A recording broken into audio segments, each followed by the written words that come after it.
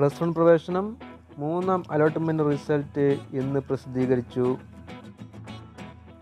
3ാം അലോട്ട്മെൻറ്റിൽ ഇടം പിടിച്ചവർ ഫീസടച്ച് സ്ഥിരമായി അഡ്മിഷൻ നേടണം.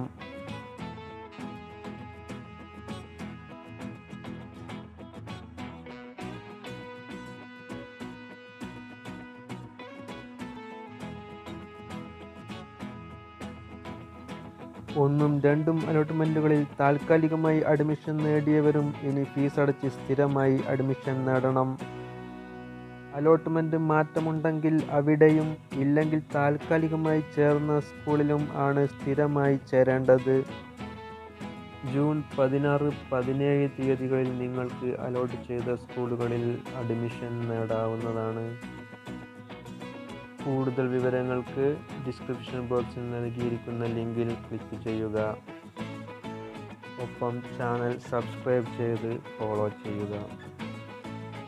അഡ്മിഷന് പോകുമ്പോൾ എന്തെല്ലാം കാര്യങ്ങൾ കയ്യിൽ കരുതണം എന്നിവ കാര്യങ്ങളും ഡിസ്ക്രിപ്ഷൻ ബോക്സിൽ ക്ലിക്ക് ചെയ്യുക.